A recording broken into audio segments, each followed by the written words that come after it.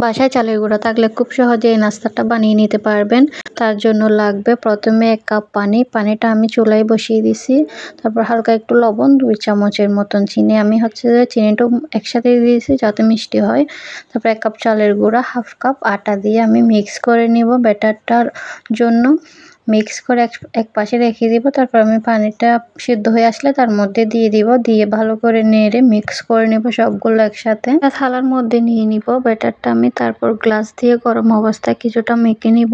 ভালো করে মথে নিলে এই পিঠাটা অনেক সুন্দর হয়। তারপর আমি কিছুটা হাত দিয়েও ভালো করে মথে নিব। আপনারা এই মথাটা একটু ভালো করে মথবেন, তাহলে দেখবেন আপনার পিঠাটা খুব সুন্দর হয়েছে। তারপর আমি বেলনির সাহায্যে রুটির মতন করে বেলে নিব। রুটির মতন অত পাতলা করব না, আরো মোটা করে বেলবো। এটা এভাবে বানাই একটু মোটা থাকবে। এটা যে মোটা থাকলে তারপর আপনি কাটবেন। আর তেলে দিলেও আপনার তেলটা অনেকটা কম টানবে পিঠার মধ্যে। তো আমার রুটিটা ভালো করে বেলা হয়ে গেছে। মোটা করে আমি বেলছি, বেশি পাতলা করিনি। আপনাদেরকে দেখাই দিচ্ছি মোটাটা কিরকম হবে, মানে সাইজটা। পাশে একটু বেশি মোটা থেকে গেছে, সেই জন্য আমি পাশের গুলো আরেকটু একটু করে বেলে দিচ্ছি। একদম পাশের গুলা সাইজটা ঠিক এরকম হবে, আপনাদেরকে দেখাই দিলাম। তো এখন আমি কেটে নিব। এখন আমার কাটার পালা। তো কাটার জন্য আপনারা যার যেরকম ইচ্ছা সেভাবে কাটতে পারেন, তাতে কোনো সমস্যা নাই। আমি নর্মালভাবে আমরা যেভাবে কাটি সেভাবে কেটে নিচ্ছি। প্রথমে লম্বা করে কেটে তারপর পিস করে নেব। আপনাদের যার যেরকম ইচ্ছা বা কাটা দিয়েও কাটতে পারেন। আমি এখানে ছুরির সাহায্যে কেটে নিছি। আমার সবগুলা পিঠা রেডি হয়ে গেছে। এখন আমি সবগুলো আপনাদেরকে দেখিয়ে দিচ্ছি। আমি সব একসাথে কেটে নিচ্ছি। এখন তেলে দিব, তেলে দেওয়ার বাকি।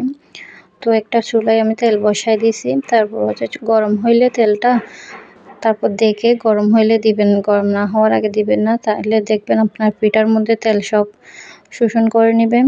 তো গরম হওয়ার পর দিলে তেলটা একটু কম টানে। তো আমি গরম হওয়ার পর দিছি। এখন আমার পিঠাগুলো একে একে সবগুলো আমি ভেজে নিব। এভাবে একদম সহজ, 5 মিনিটের মধ্যে সব কাজ শেষ হয়ে যায়। কিন্তু ভিডিওটা আমি একটু লম্বা করে রাখছি। তো আপনারা দেখতেই পাচ্ছেন আমি বেশি কাট করি নাই ভিডিওতে। দেখাচ্ছি আপনাদেরকে 3 মিনিটের মধ্যে হয়ে গেছে। আর আপনারা করতে গেলে বেশি মিনিমাম 5 মিনিট লাগবে আর কি, এর থেকে বেশি লাগবে না। তো একদম সকালের নাস্তার জন্য পারফেক্ট।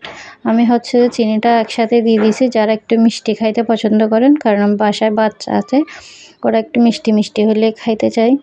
তো অনেকে আবার উপরে দিয়ে চিনিটা খায়, কিন্তু আমার একসাথে দিলে ভালো লাগে উপরে দিলে দেওয়ার চেয়ে। তো আমি সবগুলো একইভাবে ভেজে নিছি। তো আমার ভাজা হয়ে গেছে একদম লাস্ট পর্যায়ে। তো এখন আমি আপনাদেরকে দেখিয়ে দিচ্ছি আমার পিঠাটা কত সুন্দর হয়েছে। এখন একটা আমি আপনাদেরকে ছিঁড়ে দেখাচ্ছি। দেখেন একদম গরম অবস্থায় আমি ছিঁড়তেছিলাম, হাতও ধরতে পারতেছি না, অনেক গরম ছিল। সেই জন্য দেখেন আমার পিঠাটা কত সুন্দর হয়েছে। সবাই দোয়া করবেন।